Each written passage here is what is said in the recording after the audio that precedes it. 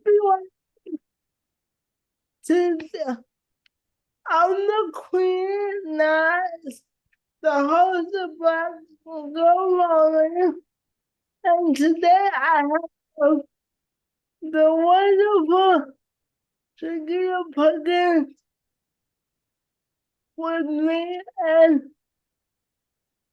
she's a disability advocate and minister, and she also has cerebral palsy like I do. And welcome to the background stage. How are you?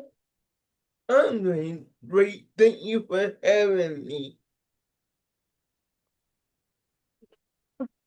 Thank you for joining us. I wonder if you could tell us a little bit about your journey as a disability advocate and woman of faith. Okay, thank you. As a disability advocate, I started advocating as actually I think my ministry was the first part of my advocacy, and then also I've had an opportunity to get involved with other disability groups and to serve on several boards, and that has got me more into advocacy. And then in recent years, I've been able to join some state boards and state programs, and they have allowed me to even go to the legislature in Tallahassee and talk to legislators about disability related issues. And just as I said for the woman of faith, even as a child, I knew that God had something special for me to do regardless of my disability. At first, I'm like, God, I can't do this. I can't talk right. I'm slow in what I do, but He still called me. And so I started a ministry called Hidden Treasures Ministries, where we do outreaches targeted toward people with disabilities, helping them to know the gifts and the talents and the treasures that they have in them, and creating an opportunity for them to discover their talents and to share their talents. And for sharing your story and you wanting to make faith institutions more inclusive is something to really aspire to. On that note, I would like to ask you, what do you think that faith institutions or churches can do better to attract more patrons with disabilities? How can we get more engagement? Um, I think number one is to relate to the people with disabilities when they come to go the extra mile to make sure that they feel like family like they belong and to make sure that they contribute. Also, not just the person with the disability, but the family, especially when you have parents with children that have disabilities, maybe have a volunteer to go spend time with the person who has a disability so that the parents can freely receive, but also if the person is able to contribute to create opportunities for them to contribute. They are people with disabilities are part of the church. They're part of the life of your group. So it's vital to find what they can do and to include them. Inclusion everywhere it's included.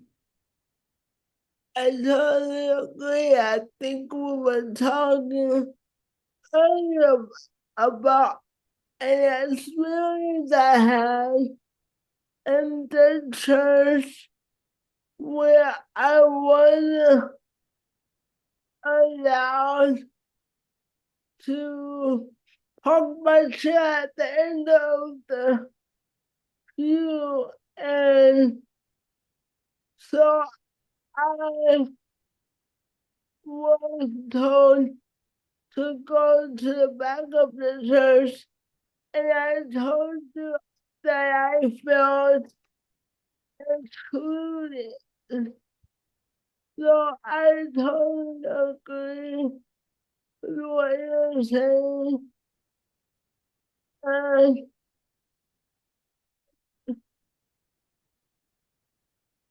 now one of the questions I want to ask about is some of your written work and your points about living with cerebral palsy and how you kind of tie that into your work as a minister. Yes, I wrote a book called CP Redefine, which can stand for cerebral palsy, redefine, or Chetequa Pinkston, redefine. The whole idea is taking your CP, whatever it is, and redefining it according to what the Bible says.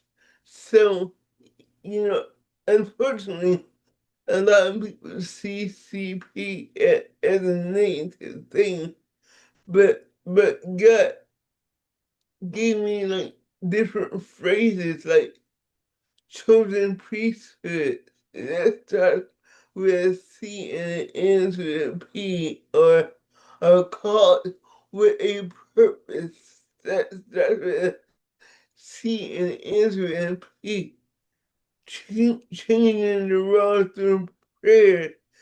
So there's like phrases that begin with the letter C and end with the letter P, and, and they are phrases of how God identifies us, what God calls us, the thing that that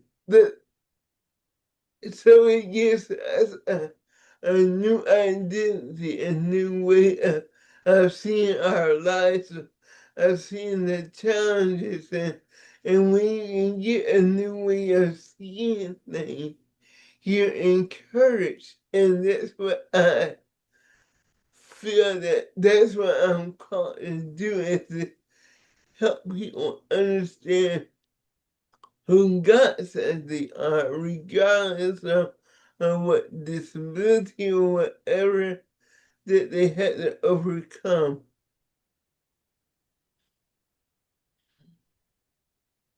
And I'm so thankful that you are willing to not only share your story, but help other people like us get involved in the church and find fellowship. To that end, I would like to talk about the conference you are hosting soon. Right. I'm having a conference on July 11th and 12th. It's gonna be in Brandon, Florida, and the title is At the King's Table, and we are gonna highlight the abilities and people with disabilities in the area of business, ministry, and Christian entertainment. So, so it's gonna be Friday night and Saturday morning.